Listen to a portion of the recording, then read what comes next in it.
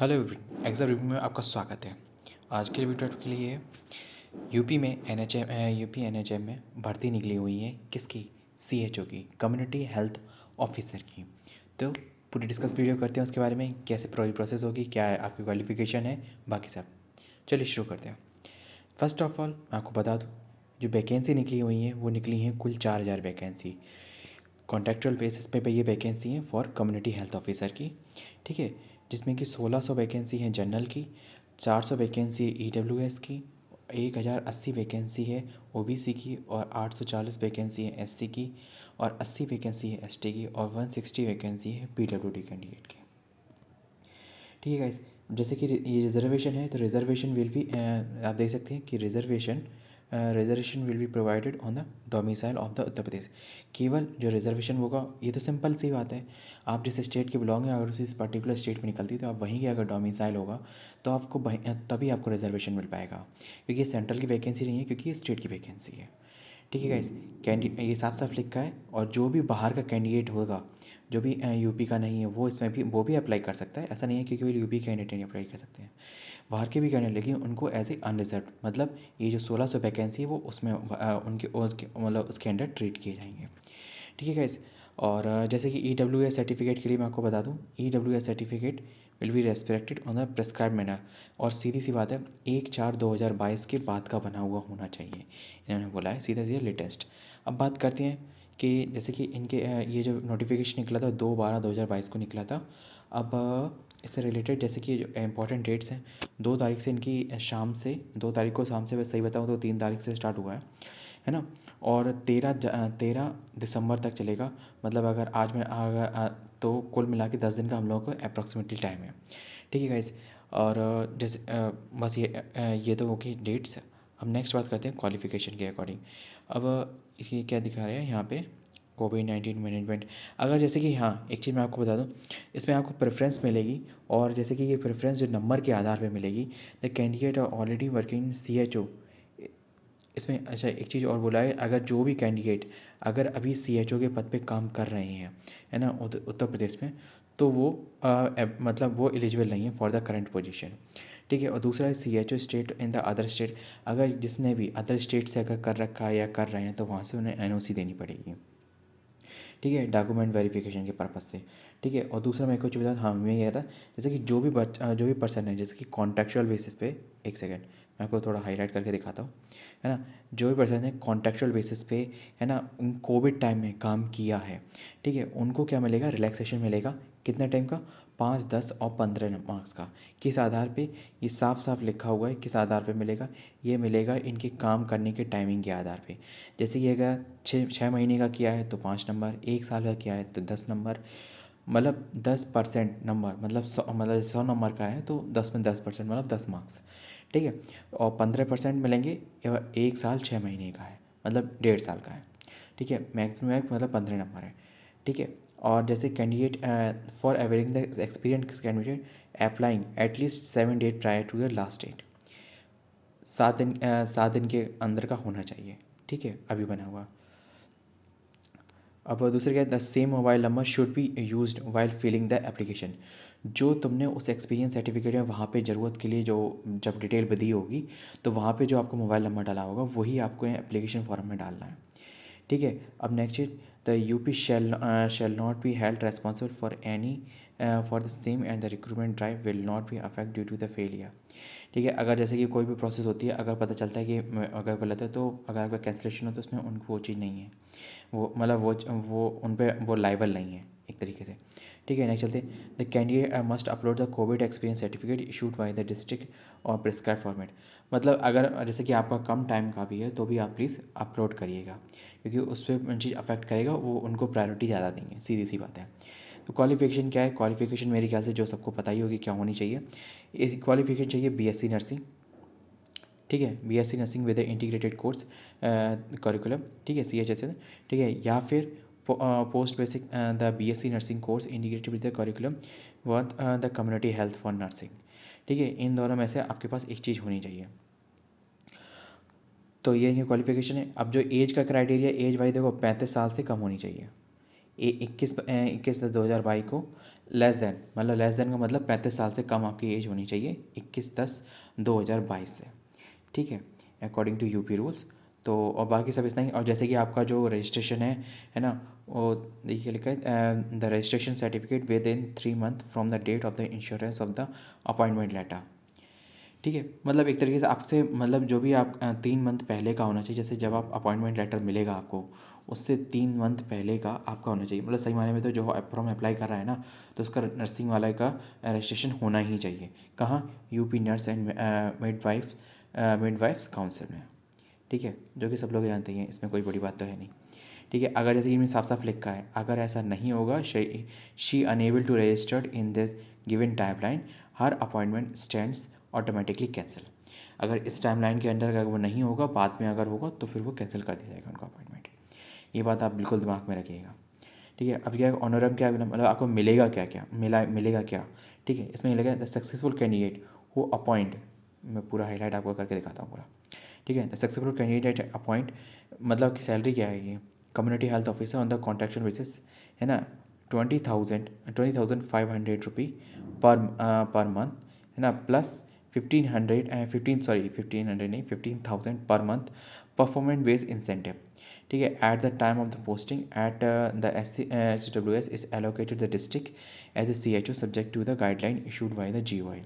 देखो आपको 20,500 रुपये आपकी फिक्स्ड है, इतना आपको मिलेगा प्लस आपको 15,000 रुपये एज ए इंसेंटिव मिलेंगे आपके, जैसे कि परफॉर्मेंस बेस्ड पे, मतलब आपके काम करने का तरीका, आपकी मतलब कैसी मतलब परफॉर्मेंस है काम करने में, तो उसके आधार पे जो आपको मैक्सिमम इंसेंटिव मिलेगा वो 15,000 मिलेगा। दूसरा पॉइंट क्या लिखा है, इस सियोरिटी बॉन्ड ऑफ 2.50 लाख, मतलब 2.5 लाख का आपका एक बॉन्ड मतलब बॉन्ड करवाया जाएगा on the non judicial stamp papers for 100 rupee, must be submitted by the candidate at the time of joining as the CHO to serve for the minimum 3 year at the sub health center level SWS in Uttar Pradesh.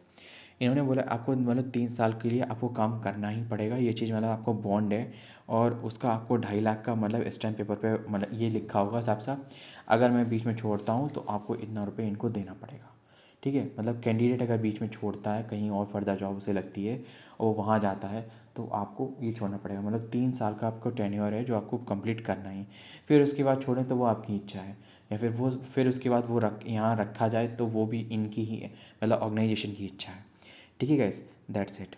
अब मैं चलते हैं कि instruction for the filling online, देखो simple सी बात है, ये जो आपके जनरल इन्फॉर्मेशन है वो सब अपने भर के आपको सबमिट कर देनी है।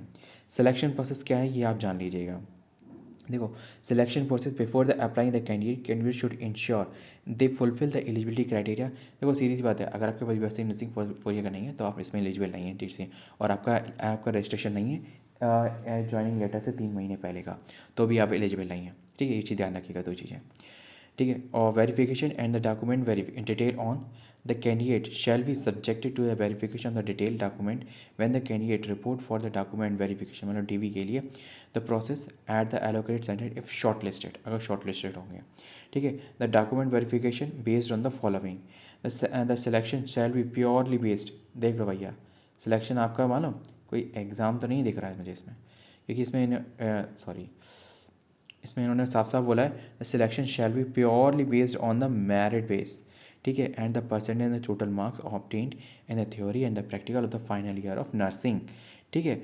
आपकी जो थ्योरी और प्रैक्टिकल में जो फाइनल ईयर में जो आपको मार्क्स मिले हैं उनके आधार पर मिलेगा, और वो जो कोविड वाला जो नहीं 5, 10, 15% वाला नंबर है, तो वो उसका जो वो आपको जो बेनिफिट मिलेगा वो आपके एक्सपीरियंस के आधार पर मिल जाएगा, ठीक है। 1 साल और 1.5 साल का, ठीक है। तो आपका मतलब जो आपके फाइनल के मार्क्स हैं उसके बेसिस पे आपका ये सिलेक्शन हो रहा है, ठीक है। The information regarding on the date of the tenure and the DVP, मतलब DV डॉक्यूमेंट वेरिफिकेशन, ठीक है, with we communicated to the candidate registered email ID. हाँ एक चीज़ बता दूँ, इसमें जो आपको ईमेल आईडी और जो मोबाइल नंबर डालना है वो आपका चालू होना चाहिए, और मैक्सिमम जब तक पूरी प्रोसेस ना हो जाए तब तक आप चालू ही रखेगा। प्लीज़ ऐसा नंबर डालिएगा जो आपका रेगुलर में रहो, ठीक है। No request for change DVP date will be entertained in year. अब भैया डॉक्यूमेंट वेरिफिकेशन डेट कौन चेंज कर पाएगा, सीधी सी बात है, कोई रिक्वेस्ट ही क्यों करेगा, ये कोई अपने हाथ की चीज़ें हैं। इसमें साफ साफ बोला है ड्यूरिंग द DVP, एक सेकेंड, ड्यूरिंग द DVP, इसमें वैसे अंडरलाइन है, मैं आपको हाईलाइट करके दिखाऊँ तो आपको समझ में आए। The candidate will be produced all the relevant original जितने भी आपको ओरिजिनल डॉक्यूमेंट आप अपलोड करेंगे या फिर जिस रेफरेंस से आप लेंगे, जैसे कि अपनी 10th-12th की मार्कशीट, 10th-12th लगेगा, ठीक है। सिंपल सी आपके, जैसे कि आप मतलब किसी कैटेगरी से आते हैं तो आपको जैसे कि ओबीसी, एससी, एसटी, ईडब्ल्यूएस है ना, XYZ जो भी है ना, तो वो आपको सर्टिफिकेट का रेजिडेंशियल डोमिसाइल आपका सर्टिफिकेट लगेगा, ठीक है। मैं अभी नीचे बता दूंगा कौन कौन सर्टिफिकेट, तो उसमें लगेगा कि शायद है ओरिजिनल डॉक्यूमेंट, दूसरा 2 सेट्स ऑफ फोटो कॉपीज़ है ना, और फिर सेम डॉक्यूमेंट। मेरे ख्याल से आप 2 से 3 करा लीजिएगा या 4 भी करा सकते हैं, तो वो मेन चीज़ है आपके ही बेनिफिट के लिए, लेकिन 2 इनने मांगे, ये बात दिमाग में रखना, ठीक है। Which are uploaded at the time of the filing the application form, ठीक है। जो आपने, मैंने अभी बोला ना कि जो आप अपलोड करेंगे, जो ओरिजिनल की आप फोटो कॉपी तो फोटो खींच के तो अपलोड करेंगे, ठीक है। इफ़ एनी डिस्क्रिपेंसी, सॉरी थोड़ा मिसस्पेल्ड हो रहा है मेरे मुंह से, found in the document then the candidate will be cancel, अगर कुछ अलग पाए जाते हैं ना तो कैंसिल कर सकते हैं, ये बोला है। The candidate of the UP who are claiming the reservation OBC non-criminal EWS SC ST PWD must upload the caste certificate, जैसे कि मैंने अभी बोला था ना, अगर आप किसी कम्युनिटी से बिलोंग करते हैं, चाहे EWS हो, EWS भी अभी एक तरीके से कम्युनिटी हो गई, जनरल वाला वीकर सेक्शन, ठीक है। तो OBC NCL EWS SC ST PWD जो भी है उन्हें अपना सर्टिफिकेट डोमिसाइल करना पड़ेगा। The appointment will be purely on contract basis, साफ साफ लिखा होगा भाई, ये परमानेंट वाली नहीं है, कॉन्ट्रैक्ट बेसिस पे है। And renewal and that for the next financial year subject to the step, यानी जैसी ज़रूरत पड़ेगी तो उसके हिसाब से ही आप मतलब आपको मतलब रिन्यूअल कर सकते हैं, रिन्यूअल करेंगे हर साल, ये चीज़ होता है, ठीक है। कोई भी एग्जामिनेशन मतलब कोई भी आने जाने के लिए कोई टी नहीं देगा, paid eligible for the appearing in DVP के लिए, ठीक है। रिजर्वेशन एंड द रिलैक्सेशन, जैसे कि SC ST EWS PWD, तो जो है स्टेट का जो जनरल रहता है वो ही रहेगा, उसी गाइडलाइन के according. All the relevant document should भी 1/4/2022 लास्ट डेट से, सीधी सी बात है, जो भी caste certificate EWS OBC SC ST PWD जो भी आपका सर्टिफिकेट है वो आपके 1/4/2022 के बाद वाले होने चाहिए, ये लिखा हुआ है यहाँ पे, ठीक है।